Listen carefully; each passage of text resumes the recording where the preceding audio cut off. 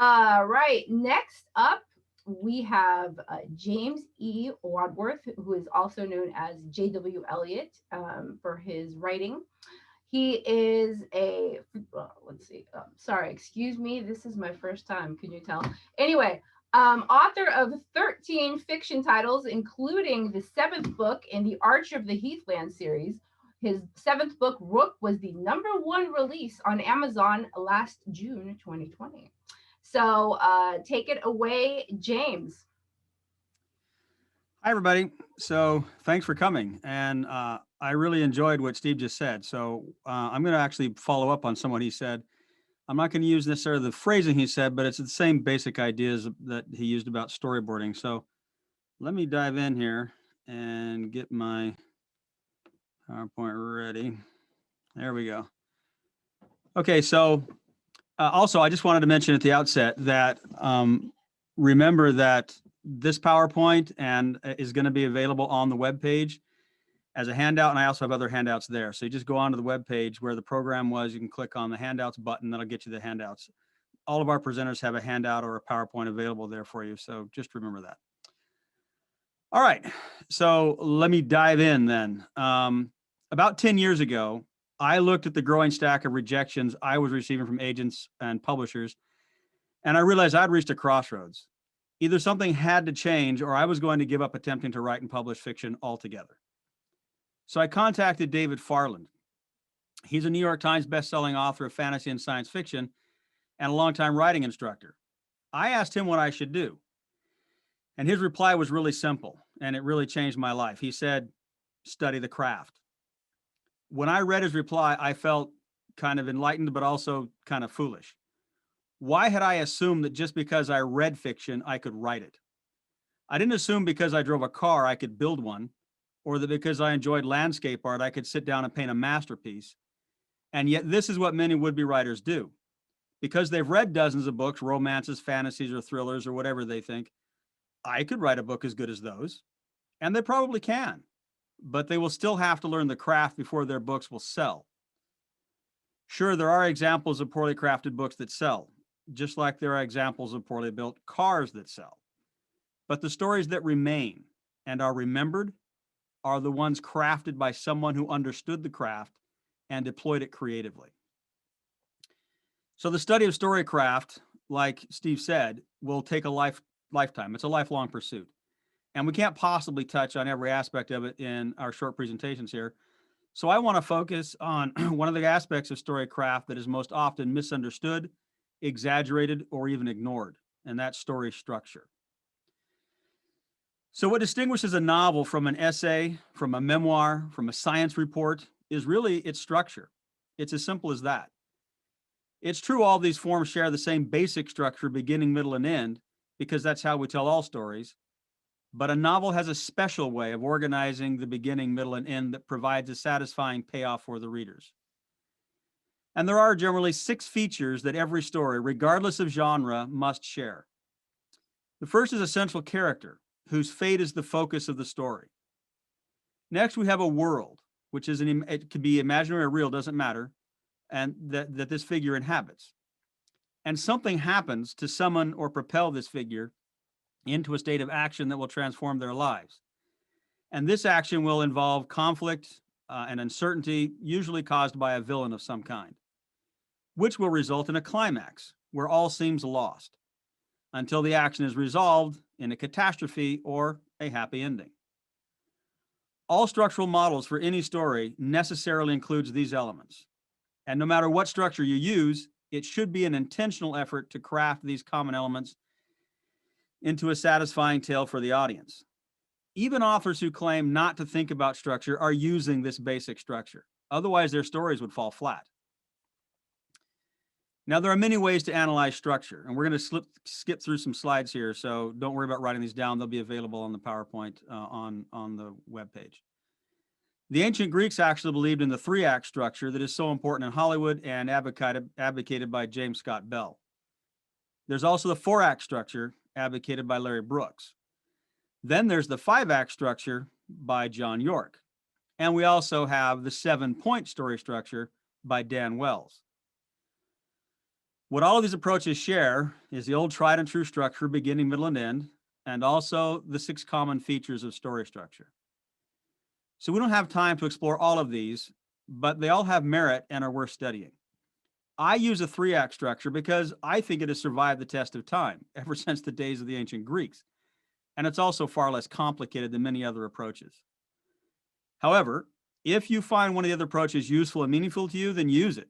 There is no one way to craft a great novel, but there are many wrong ways. And even if someone else's approach doesn't work for you, there are probably things you can learn from them to improve your own process. Ultimately, if you don't understand the nature and structure of a good storytelling, you won't know why the rejection letters are coming in, and you won't be able to fix what is weak or wrong with your story. And remember that structure is here to provide guideposts to our imaginations, not shackles to the mind. It should feed our creative genius and protect us from the gremlins of our own mediocrity. Structure serves story, not the other way around. Your story should never become a slave to structure. But if you cut your story loose from structure, you may well lose yourself, and your readers will certainly become lost, or worse, lose interest in your story. Ultimately, the craft of writing is about giving a framework for the imagination and the tools to allow your creativity free rein, while taming it enough so that others can follow you into the worlds of wonder you want to create. So understanding structure frees the author to concentrate on character development and other important aspects of the craft. It helps us organize our stories in a more dramatic and logical way. Structure ensures that your story holds together and that readers can understand what's happening and feel what you want them to feel. The structure is quite simply the skeletal framework upon which we hang our stories. Since we can't escape structure, why not embrace it and use it to our advantage? The problem I encountered when trying to get my brain around story structure was that explanations for structure were sometimes so simplistic as to be useless, while others were so complex, I couldn't find my way through them. I have constructed what I think is a middle ground between these two extremes. I think it provides enough guidance to help us outline and revise our stories without slipping into a rigidly formulaic approach. So let's run through my 3-act structure using examples from The Wizard of Oz to illustrate how this might actually work in practice. Act 1 will comprise roughly 20% of the story. It begins in the ordinary world. And before we can understand the change or the threat our protagonist faces, we need to have some sense of what her life is like. In The Wizard of Oz, the story begins with Dorothy in Kansas with her aunt and uncle, her dog Toto, and her evil neighbor, Miss Gulch. She wants to find something more than this life over the rainbow. But then something happens to disrupt this ordinary world. We call this the disturbance, the problem, the call to action, the inciting incident. There are a lot of names for it. It can be any problem, catastrophe, or challenge that awakens a desire in your protagonist. In The Wizard of Oz, the inciting incident occurs when Toto bites Miss Gulch. She goes away, and Dorothy fears she will do something terrible. Miss Gulch returns with an order from the sheriff to take Toto away to be killed. No one will help Dorothy, and she despairs. Toto also escapes, but Dorothy knows Miss Gulch will return, so she decides to run away. Somewhere in the first act, we also need an argument opposed to transformation. This is a moment where the lead states a belief that will be overturned at the end. This helps establish a clear character arc and provides the opportunity to create resonance later in the story. It also allows us to highlight the character's misbelief that will be challenged during the course of the story. In The Wizard of Oz, Dorothy's aunt tells her to stop imagining things and fretting. Rather than changing, however, Dorothy sings her famous song, Somewhere Over the Rainbow, where she can find a place without trouble so she doesn't have to change. We also need to see the protagonist struggling over this call to action. And this will come in the form of a fear or reluctance, or simply just refusing the call. Your character faces uncertainty or fear of the unknown or reluctance to leave this safe, ordinary world they inhabit. In The Wizard of Oz, Dorothy is planning to run away so she doesn't have to change. She meets Professor Marvel, who convinces her that Aunt Em is ill, so Dorothy will not run away. Dorothy runs home and finds the family has gone into the cellar.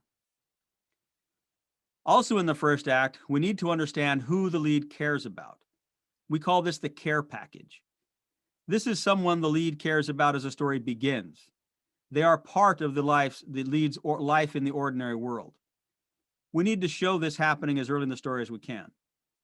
In The Wizard of Oz, we know from the very beginning that Dorothy loves her aunt and uncle, but they don't understand her. We also know that she loves Toto. In Act 1, we also need to see trouble brewing. Things may settle down for a bit after the disturbance, but then we get a glimpse of greater trouble hovering on the horizon. In The Wizard of Oz, the trouble arrives in the form of a tornado that carries Dorothy and Toto away from her home, and she is taken to the magical land of Oz, where she kills the Wicked Witch of the East. Glinda, the Good Witch, gives her the magic red slippers and tells her if she wants to go home, she has to follow the brick road, it's a yellow brick road, and speak to the wizard. And this change in circumstances then, of course, forces the lead to confront a crossroads. I call this crossing the threshold number 1, or the doorway of no return number 1. And this can come through a change in circumstances or encouragement from the mentor or friend that helps propel the protagonist into the action. The protagonist must be forced to make a decision that will thrust her irrevocably into the confrontations of Act 2. So this is the moment where the lead finally commits to the adventure. In The Wizard of Oz, Dorothy faces the choice of remaining in Munchkinland or traveling to the Emerald City. Dorothy decides to follow the yellow brick road so that she can at least have the chance of returning home. This doorway of no return pushes us into Act 2, which comprises roughly 60% of the story. We begin Act 2 with a kick in the shins, in which the lead suffers a significant setback that tests their commitment to the new decisions and their courage. In The Wizard of Oz, Dorothy meets new companions. She meets the Scarecrow, the Tin Man, and the Lion. And together they face unexpected obstacles, including angry trees, a fireball from the Wicked Witch, and sleep-inducing poppies. But Dorothy prevails and reaches the Emerald City, and there they are finally taken before the great and powerful Wizard of Oz. These kicks in the shin come in the form of tests, in which the lead and her companions learn about the new world and the new circumstance of the story as they pursue their goals and react under stress to the ongoing challenges and confrontations with the protagonist or his cronies. And we watch them demonstrate their knowledge, their skill, their fighting ability, their attitudes, aggressiveness, or even their hostility under pressure. And in doing so, we come to understand why the protagonist deserves to win. In The Wizard of Oz, Dorothy passes through many tests, including an internal test in which she has to decide if she is willing to help her allies. She almost loses her way, faces the angry trees, the fireball, the sleep-inducing poppies, and then, of course, the attack by the famous flying monkeys. These kicks in the shins and tests of character lead us to the Midpoint Transformation. This is a disaster that forces the protagonist to shift from reacting to the antagonist to acting, going on the offensive by making new plans of their own. In The Wizard of Oz, this happens when they find the wizard and he refuses to help unless Dorothy can bring him the broom of the Wicked Witch of the West. If Dorothy says no, she'll never go home to Kansas. A key part of this midpoint transformation is what James Scott Bell calls the mirror moment. This comes at the midway point of the story and can come in 2 different forms. In the first, the main character asks questions about personhood, such as, who am I? What must I become? Can I change? Or something like that. Or secondly, they realize they can't win. They're probably going to die, and they have to find the strength to go on fighting anyway. In The Wizard of Oz, after the wizard tells them to go away, Dorothy reflects on who she is and how she has treated her loved ones. She says, Auntie Em was so good to me, and I never appreciated it, running away and hurting her feelings. Professor Marvel said she was sick. She may be dying, and it's all my fault. I'll never forgive myself.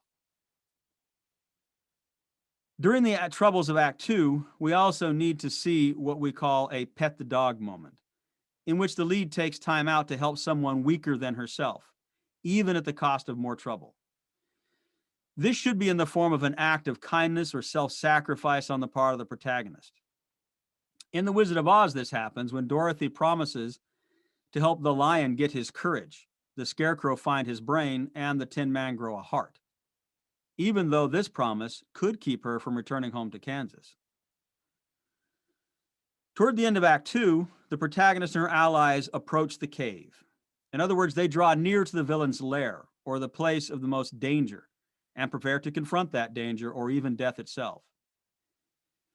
In The Wizard of Oz, Dorothy and her friends pass through a haunted forest on their way to the witch's castle and are attacked by the witch's flying monkeys. Now, they are ready to cross threshold number 2 or step through the second doorway of no return into Act 3. This amounts to a major setback, crisis, a clue, or even a discovery that makes the final battle necessary and or possible. In The Wizard of Oz, this happens when Dorothy and Toto are captured and brought before the Wicked Witch, leaving the Scarecrow, the Tin Man, and the Lion all alone. This doorway opens the curtain on Act 3, which should comprise roughly the last 20% of the story.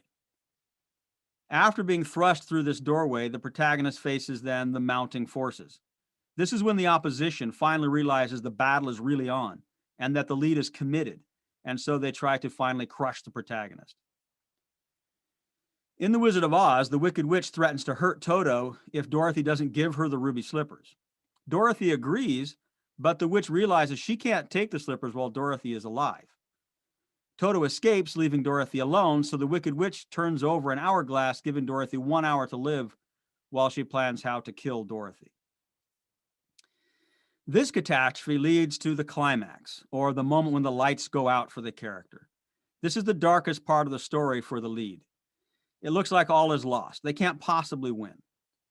In The Wizard of Oz, this happens when the Wicked Witch leaves Dorothy alone and Dorothy sees Aunt Em in the witch's crystal ball and believes there is no way to survive, that she has truly failed.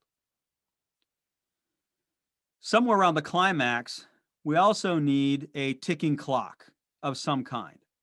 There must be an urgency that forces the lead into the final battle.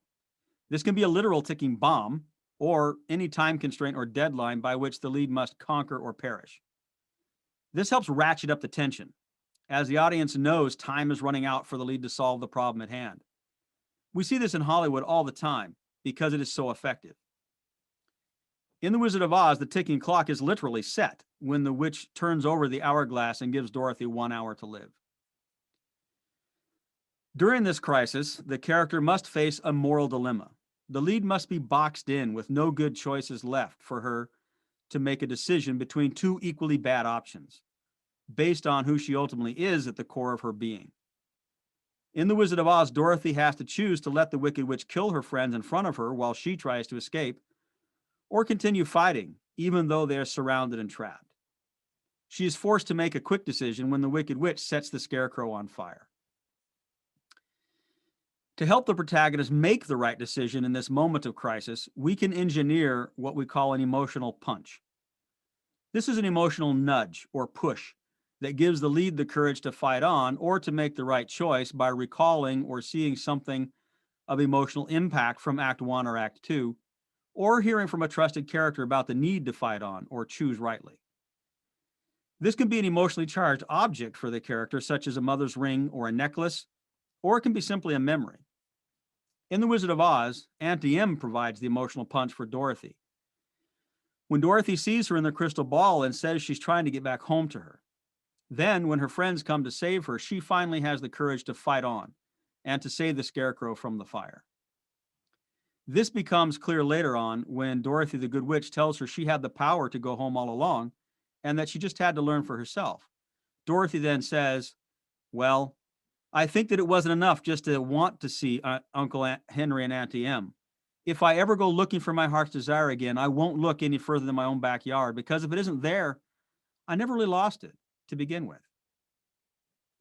Then she, of course, clicks her heels and says, there is no place like home. This, of course, also resonates with her statement against transformation clear back in Act 1 when she wanted to seek a land where over the rainbow where she didn't have to change. All of this then prepares the protagonist for the final battle or ordeal. The best final battles are internal and external. The lead and her goals are in moral peril. She confronts the final ordeal and reaches the brink of death, and that death can be either physical, psychological, or social.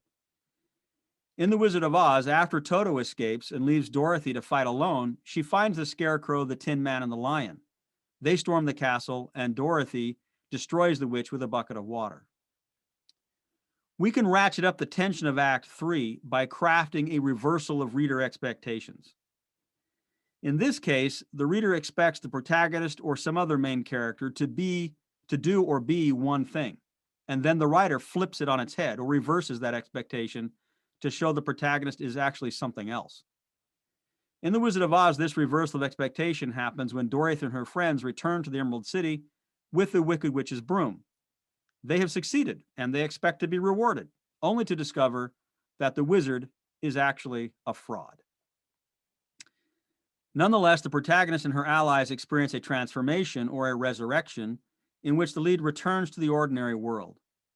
This usually occurs in the last chapter, which confirms that the character has changed to a stronger self or a new self with greater knowledge. This should be done in a way that carries the emotional resonance you want to leave with the audience. In The Wizard of Oz, Dorothy and her friends realize they've had what they wanted all along, which was proved when they stormed the witch's castle.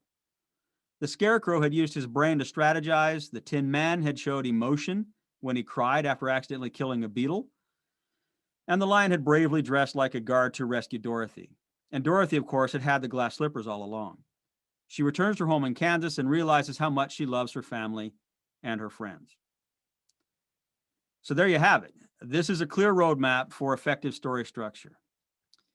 But there's a couple of things I want you to remember. Please remember that this structural map is not a complete scene map, though it can be used to construct a scene map. Not every point in my list even requires its own scene. Many of them will only be a few lines or paragraphs, such as the care package, the argument against transformation, and the mirror moment. You will also have to fill in with other scenes to help you build up to each guidepost scene. Remember that structure always serves the story, not the other way around. The structure should not draw attention to itself, and it should not be rigidly followed like some cookie-cutter formula. I use structure to help me outline my scene map for the story, and then I forget about it while I write the story. I come back to it once I feel like the story is solid, and I do a structural edit just to make sure all the pieces are there or more or less where they should be. This is the point where I add the argument of transformation and the mirror moment and anything else that got left out in the drafting stage. Then I do a scene-by-scene edit, but that is an entirely different discussion that we don't have time for today. So this practical approach to story structure will work with any genre. Though if you're writing a mystery, you will want to add red herrings and the discovery of clues to the mix. If you're writing a romance, you'll want to craft scenes that show the love interests meeting, being driven apart, and then coming back together again. But that can all be set up effectively using the 3-act structure. So that's it. I hope this has been helpful in giving you some tools to plan and revise your novels, and I'm happy to take any questions that you might have. All right, and let's just call attention to his raffle word, which is structure, and go down to the chat, and you will see the link that we provided for the raffle form. So anyone who wants to enter the raffle, click that, fill it out, and good luck to you. So thank you so much, James. Let's see, does anyone have any questions? James, all right, first question. How do you keep track of all the different parts of your scene map? Do you use a timeline to show the chronology where they appear and in what order, or do you use a checklist? Okay, so this is going to differ from every author is going to have their own different method of doing this, and you're going to have to find your own. But there are things online. You can get into as much detail as you want. What I do is I have a whole series of steps I go through that I've already crafted, and so I'm building my novel from the beginning. And this story structure is only part of that construction. Before I get into the story structure itself, I spend a lot of time thinking about, what's my premise, what's the story really about, who are my main characters. I actually have a character I can't say this, checklist that I fill out for each of my characters. I do a voice journal for my characters. I do this kind of stuff at the beginning to figure out who these people are that are going to inhabit the story world I want to create. And that's all really important. I keep those in separate files. I just use Microsoft Word, and I keep separate files for everything, so I know where everybody is. I have a separate place for my character checklist. I have a place for my story journals, and then I have a place for my basic plot that I want to lay out. And then once I have all these kind of pieces put together and I've figured out the details of the story world, then I go through my structural checklist, and I make sure all these guidepost scenes are accounted for. And that is just building the story, fleshing it out. And then I also remember that not everything that's going to be in the story necessarily appears in the checklist. So I create what I call a scene map. And so this scene map, then I start with the structure. So I have the skeletal framework in place, and then I flesh it out. And I go through scene by scene, and I just write down the key things I need to have for each scene. I don't have to have all the gory details, and I don't want to, because I like to create as I write. And that's going to mean things are going to change as I go. So even though I get halfway through the story, I might have a great idea and say, that means I have to change act 1 and 5 scenes. And I just go back and redo them, because I think the writing process is a creative process from beginning to end. So nothing about this early scene map or structural stuff is meant to be constraining. It's just meant to help me flesh out the world. And then as I write, I flesh it out even more. I create more detail. I get better ideas. I make connections between characters. I think of awful things to do to my characters. And then I have to go back and revise. And that's all part of the structural process for me. But once I have that scene map laid out, then I go through and I start crafting those scenes. And in the process of crafting the scenes, I'm going to realize there are scenes I left out. There are things I didn't think of when I was creating the map. And so I just add them, and I keep fleshing it out, and it gets bigger and bigger and bigger as it goes. And then finally, when I'm all done, then I actually go through and do the whole structural edit. I just go through and double check to make sure all the structural parts are there and more or less where they should be. And that way I know that my story framework, my story structure is actually going to work for me. There might be other things that are other weaknesses that I have to play with, but at least I know the structure is there. And so I just use Microsoft Word to keep track of all that. There are things online that Katie might talk about where you can do world building and stuff like that. But I like to keep things on my computer instead of online, so I have access to them whenever I want them. And that way I just keep them organized. I have a file folder for my book where I have each book has its own file folder, and I break that up into the different parts of story that I need to worry about as I'm building it. So hopefully that answers the question. Awesome. Thank you. I have a question I'm going to throw out there. Since you are published both traditionally and self-published, do you have any pros and cons for both of those methods that you've encountered? Yeah. So, the thing to remember about the publishing world is it's constantly in motion. It's never static. And so we have to stay on top of things. My traditionally published stuff is most of my academic work. And, I have to traditionally publish in academia because self-publishing is not yet acceptable in academia. So that's one reason why I did it. The other is because I needed them to handle all the editing. I want them to handle the marketing. I want them to handle the cover design. Those are things I didn't want to have to worry about. And that's really what a publisher can give you. Although we do need to remember that nowadays, most publishers don't spend more than maybe a month and some money initially publicizing your work, and the rest is all on the author anyway. So there are pros and cons to each approach. If you don't want to deal with the problem of actually creating a cover and marketing and doing and editing and doing all that stuff, then you're going to want to have a traditional publisher, because otherwise you're not going to enjoy the process. But if you don't mind getting your hands dirty and working with specialists, I hire people out to do stuff for me. So I hire a book designer. I send her the ideas, and she then creates it, and then we discuss it and we work on it, refine it until we both like it. And then I also have an editor that I work with, who in this case is mostly my wife, who is an amateur editor, and she does a lot of the editing for me. But I also have beta readers that I work with that beta read for me. So I go through a long process. In fact, for me, the process of editing and crafting the book takes at least as long as writing the thing does, and sometimes longer. So it depends. But if you're self-published, you have to take all that. You have to treat it as a business. You're a business person. You have to be marketing it like you're a business person. You have to expect to spend money on the process. because there is no publisher doing that for you. But if you're traditionally publishing, you still have to realize you have to be on social media, you have to be marketing, because the press isn't going to do that forever for you. They have other publishers. As soon as a new book, they have other authors, and as soon as a new book comes up, they need to be marketing that book and not the book they published a year ago.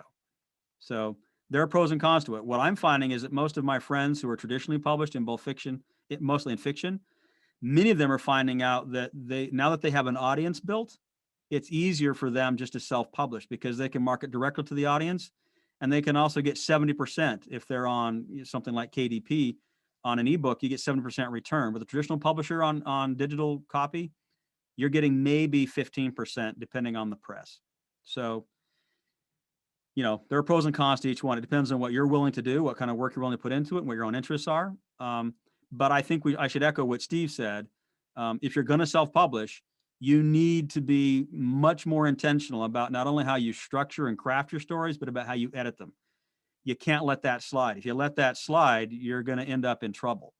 And that is, as Steve pointed out, that's the biggest problem I think that self-published authors have, is they publish too early before their actual skill set is in place, and they publish without having their books carefully edited by somebody who can point them into the weaknesses that they have in their story. Personally, I don't think any draft story comes out without weaknesses. They all do. No matter how good you are, somebody's got to help you fix this thing up. So that's just the key. If you're going to self-publish, think of it as a business, take it seriously. And your goal should always be to put out a book that if somebody picks it up in a bookstore and looks at it, they can't tell if it's been self-published. They should never be able to tell. If they can tell, you're publishing too soon.